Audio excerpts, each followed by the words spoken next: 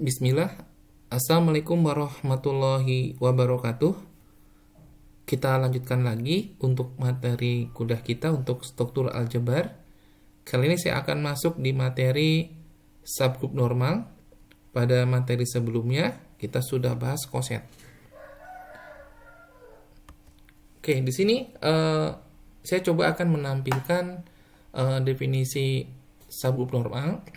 Tapi sebelum kita masuk di definisi, alangkah baiknya kita cerita dari mana sih muncul definisi subgroup normal itu, kenapa kok definisinya seperti itu. Jadi bagusnya sih kita harus mengetahui ya karakter itu dari mana sih dapat itu ya. Jadi waktu pertemuan sebelumnya pada saat kita bahas koset, jadi kita bisa membuat atau mengkonstruksi suatu himpunan baru dari grup dan subgrupnya. Di sini misalkan saya sebutkan subgrupnya adalah H, di mana grupnya adalah G. Jadi di sini saya punya kondisinya adalah G adalah grupnya. Jadi di sini saya punya untuk G-nya adalah grup, ya, hanya subgrupnya dari G. Nah di sini pada pertemuan sebelumnya, di sini kita bisa mengkonstruksi suatu himpunan ya, suatu himpunan baru. Ya, jadi sebagai apa? Kita membuat suatu himpunan baru namanya koset, sehingga dia koset ini mempartisi dari G, di mana kita tahu bahwa koset-koset ini saling lepas ya. Jadi antara HA dengan HB diiriskan berupa himpunan kosong. Dan pada pertemuan sebelumnya juga kita dikenalkan dengan beberapa sifat pada koset. Ya, ada beberapa sifat penting mungkin yang nanti akan kita pakai pada topik yang akan kita bicarakan dalam video ini. Di sini adalah beberapa teorema penting dalam koset, teman-teman. Ya, ini ada 5 teorema yang disajikan pada pertemuan sebelumnya.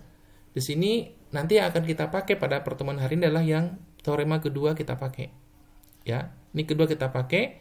Nanti pada saat kita membuktikan well defined suatu operasi pada koset.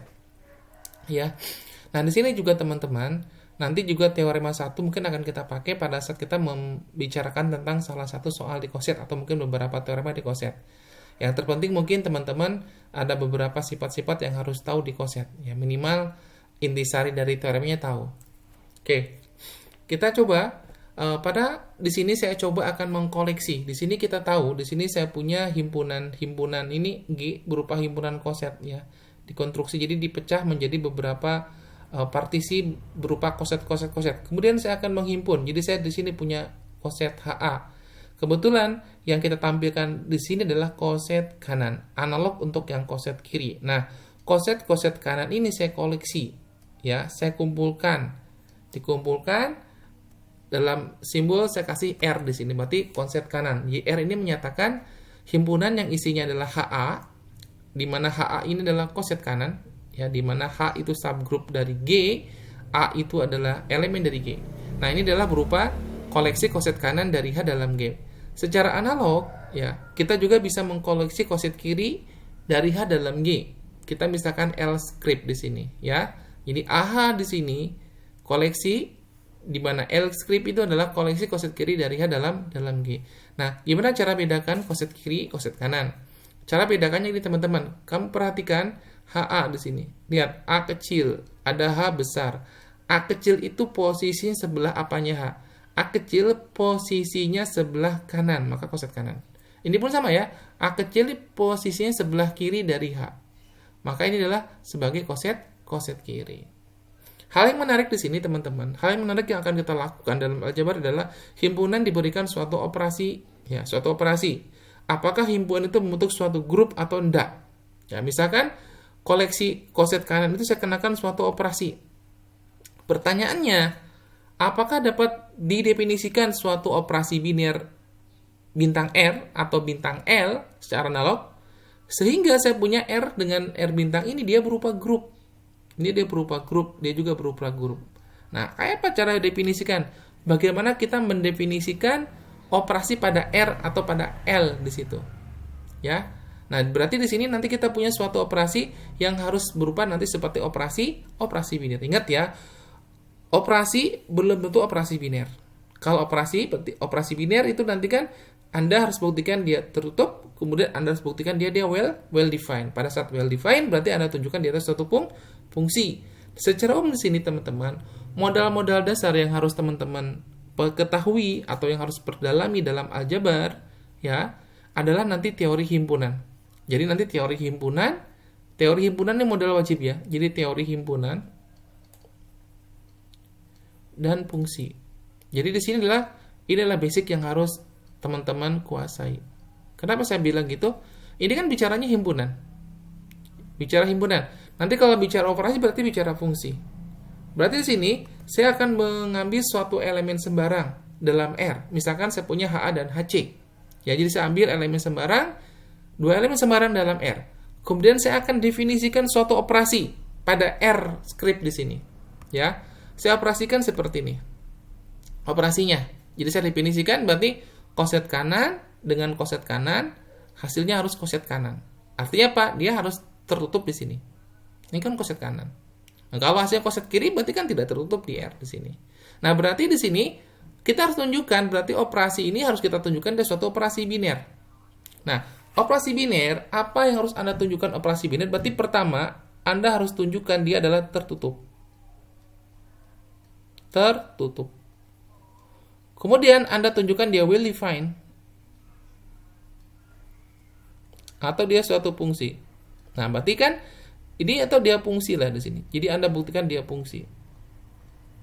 Nah, di sini teman-teman, kita coba buktikan dulu ketertutupan dari koset ini. Kalau kita perhatikan teman-teman di sini, kalau kita perhatikan, ini kan HA, ini HA ya. Ini saya punya HA, berarti kita punya di sini konsepnya adalah A-nya adalah anggota di G.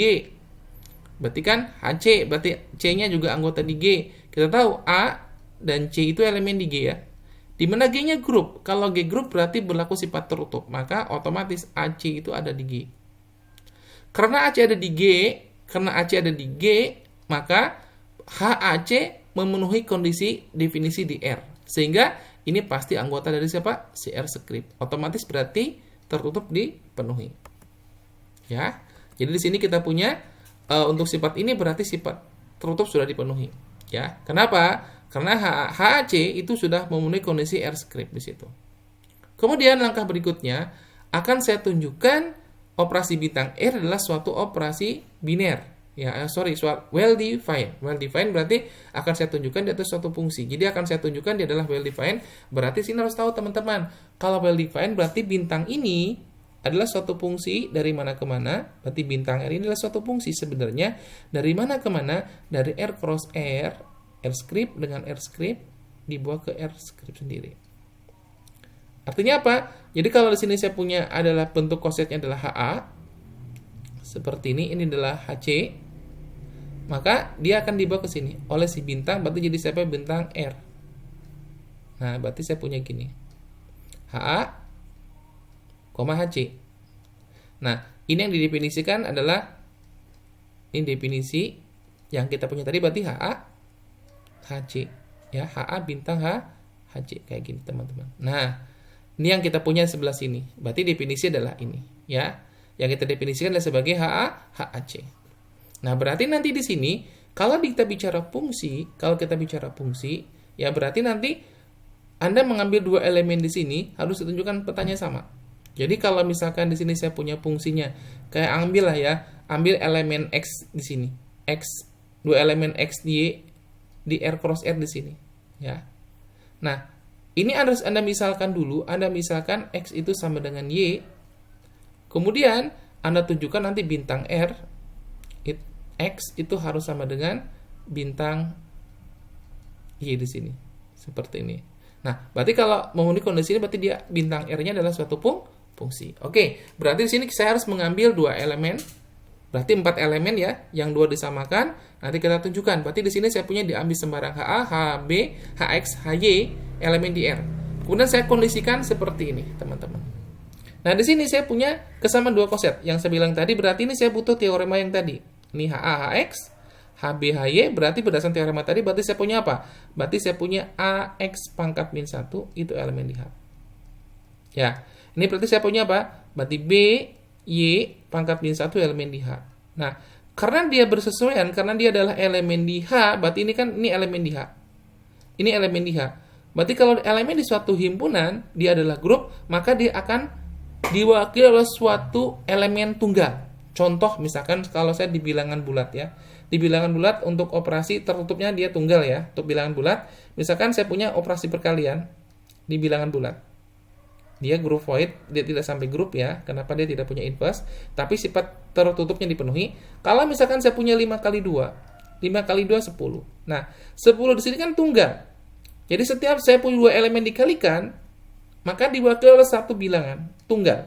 Ini pun sama, berarti AX pangkat min 1 dia akan bersesuaian dengan suatu elemen di H. Misalkan saya punya AX1 sama dengan H1. Ya. Kemudian yang di sini juga sama. Berarti BY1 juga bersesuaian dengan suatu elemen di H. Berarti saya punya misalkan H2. Sehingga saya pola seperti ini.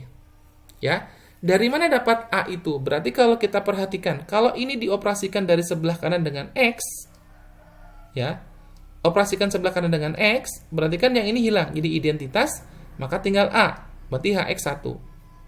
H1X ya. Begitupun sama, ini saya operasikan dari sebelah kanan dengan Y. Sebelah kanan dengan Y, maka yang sebelah kiri tinggal B saja, sebelah kanan adalah H2Y. Untuk suatu ya, untuk suatu H1 dan H2 ada di H. Nah, kemudian apa yang akan kita tunjukkan? Akan kita tunjukkan seperti ini, teman-teman.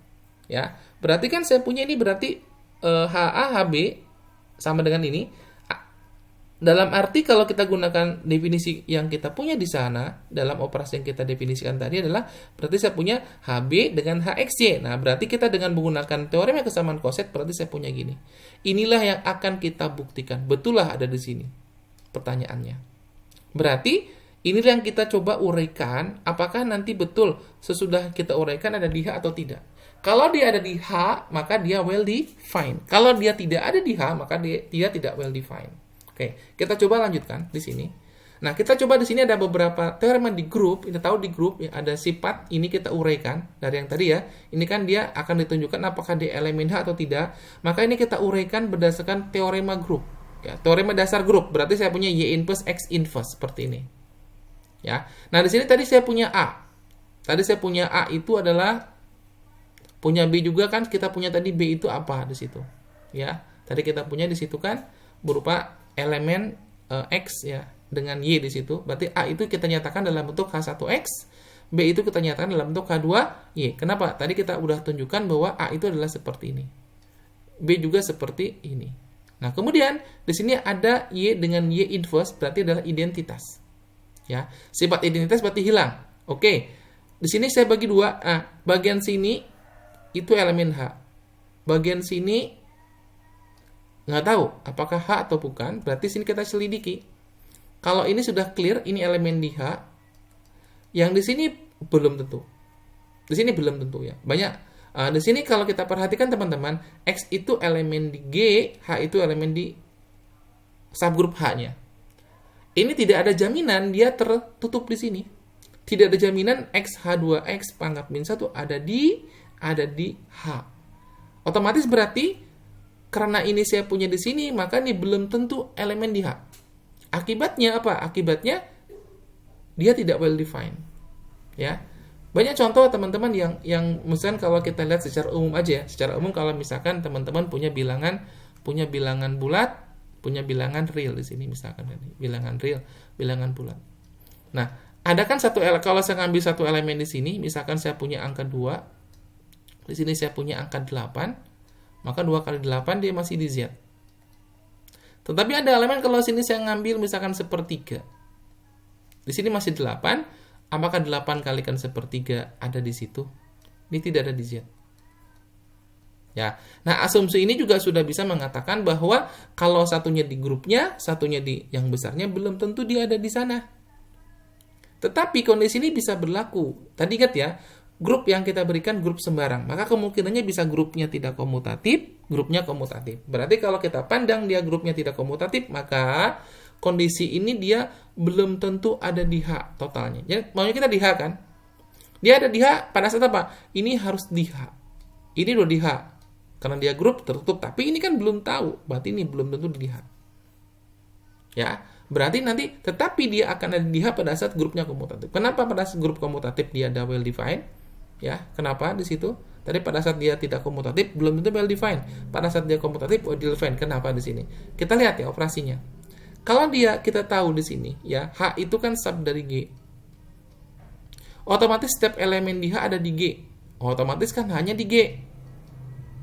Sehingga dia berlaku sifat komutatif di G. Maka komutatifkan antara H2 dengan X. Saya komutatifkan, ini berarti tinggal identitas, berarti H, berarti dia ada di sini. Berarti dia ada di H. Ini kalau komutatif berarti operasinya well defined. Ya, secara umum untuk keseluruhan dia tidak well defined. Ya, tidak well defined. Sehingga dari kasus ini berarti kita harus membentuk suatu definisi baru atau suatu kondisi baru agar kondisi XH2, X pangkat min 1 ada di sini. Berarti saya harus membuat suatu definisi dengan H. Nah, ini nanti muncullah definisi baru yang namanya subgroup normal.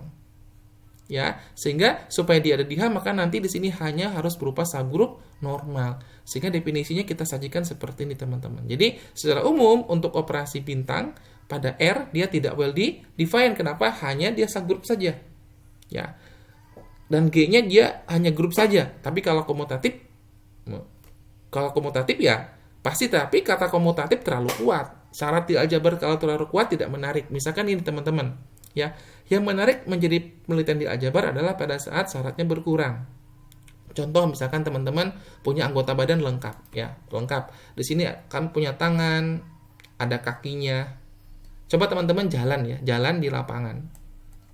Teman-teman dengan 2 tangan lengkap jalan. Normal aja, lurus, dikasih lintasan lurus ya. Dikasih garis misalkan kira-kira 10 meter lah, jalan di situ, lurus.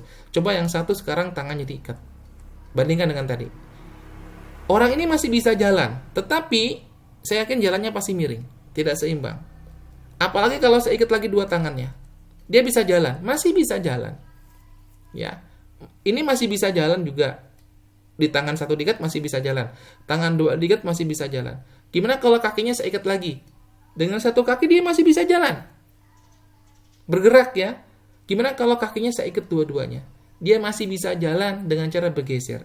Nah, kalau kita perhatikan, tingkat kesulitan tangannya hilang 1, tangannya hilang 2, kakinya dihilangkan. Tingkat kesulitannya itu yang menarik di aljabar. Semakin tingkat kesulitannya semakin banyak, semakin menarik untuk diteliti. Itu di aljabar seperti itu. Maka di sini kalau dia grupnya komutatif, ya berarti terlalu kuat. Nah, gimana kalau syaratnya kita kurangi?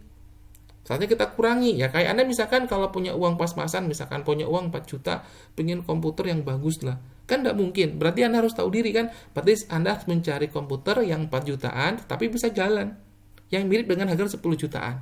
Seperti itu kan. Berarti Anda harus, ya prihatinlah dalam softwarenya juga apa yang dimasukkan. Keterbatasan penggunaannya, kecepatannya. Kan berarti tidak secepat yang mahal itu. Nah, seperti itu mungkin analoginya. Nah, kita sajikan sekarang grup normal. Di sini teman-teman, diberikan G adalah grup dan N adalah subgrup dari G. Maka N adalah grup normal, ya, dikatakan normal atau invarian jika dan hanya jika saya punya kondisi adalah kondisi di sini. Jadi pada saat saya punya GN G pangkat min 1, dia elemen di N, pada saat G-nya di G, N-nya di N. Ya. Nah, kemudian nanti ada notasi yang harus kita sepakati. Kalau kita di grup, kalau kita dikatakan N adalah subgrup dari G, maka dikatakan N seperti ini kondisinya. Ada juga seperti ini, cara notasi subgrup ada sama dengannya di bawah, sama saja. Nah, sekarang untuk yang normal pun ada punya notasi. Jadi kalau saya katakan kalau dia adalah normal, maka cukup dikatakan dia katakan subgrup normal, cukup dikatakan dia normal dan notasinya mirip dengan tadi. Tapi kalau misalkan dia subgrupnya ada sama dengan, nah berarti normalnya seperti ini. Ngikuti aja ya, ngikuti notasinya. Perhatikan referensi yang Anda pakai, yang penting Anda konsisten yang Anda pakai, yang penting paham. Ya, harus konsisten dalam pembuatan notasi. Kemudian di sini ada contoh dari grup normal.